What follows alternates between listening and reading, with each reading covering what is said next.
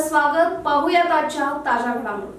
निपाणी शहरातील तीव्र पाणीटंचाईच्या पार्श्वभूमीवर आम्ही निपाणीकर यांच्या शिष्टमंडळाने शासकीय विश्रामगृहात सार्वजनिक बांधकाम मंत्री सतीश जारकीहोळी यांची भेट घेऊन शहराच्या पाणी प्रश्नाबाबत सविस्तर निवेदन सादर केले. यावेळी मंत्री जारकीहोळी यांचे पुष्पगुच्छ देऊन स्वागत करण्यात आले. शिष्टमंडळाने मंत्री महोदयांच्या निदर्शनास आणून दिले की निपाणी शहराला सध्या 8 दिवसातून केवळ एकदाच पाणीपुरवठा होत असून नागरिकांना मोठ्या अडचणींना सामोरे जावे लागत आहे.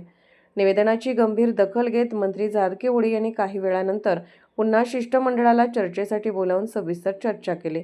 यानंतर त्यांनी निपाणीचे संबंधित आयुक्त कमिशनर यांना तातडीने बोलावून पाणी प्रश्नावर चर्चा केली आणि संपूर्ण निपाणी शहराला 2 दिवसाआड पाणीपुरवठा कसा करता येईल याचे 8 दिवसात नियोजन करून अहवाल सादर करावा असे निर्देश दिले.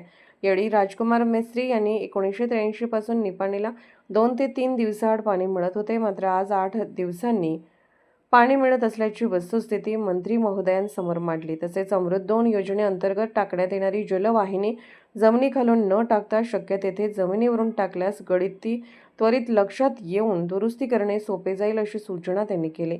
असलम शिकलगार यांनी यमगरणी येथून येणाऱ्या पाण्याचे योग्य नियोजन करून तलाव पूर्ण क्षमतेने भरून ठेवण्याची तसेच काळमावाडी धरणातून उपलब्ध होणाऱ्या पाण्याचाही प्रभावी वापर करण्याची सूचना केली. विद्यमान 250 HP मोटारची क्षमता वाढवून कार्यक्षम जनरेटरची व्यवस्था केल्यास वीज पुरवठा खंडित झाल्यानंतरही पाणी उपसा सुरू ठेवता येईल असेही त्यांनी नमूद केले. प्राध्यापक लक्ष्मण चिंगळे यांनी जवाहरलाल तलावातील गाळ तातडीने काढण्याची आवश्यकता अधोरेखित केली.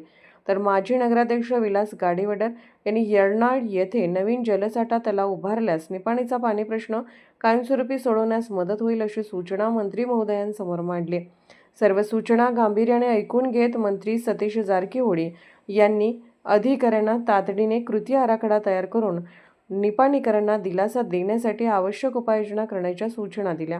यावेळी ॲडव्होकेट अविनाश कट्टी, प्राध्यापक ND जत्राटकर, प्राध्यापक दिवाकर, राजकुमार मेस्त्री, सुनील पोळ, असलम क्षीरसागर, कबीर वराळे, अरुण आवळेकर तसेच आम्ही निपाणीकरचे अनेक नागरिक उपस्थित होते. SB न्यूजसाठी निपाणीहून मुख्य संपादक शिवाजी भोरे. राजकीय, सामाजिक, आर्थिक असा सर्व घडामोडींचा आढावा पाहायला विसरू नका SB न्यूज चॅनल आणि नक्कीच सबस्क्राईब करा.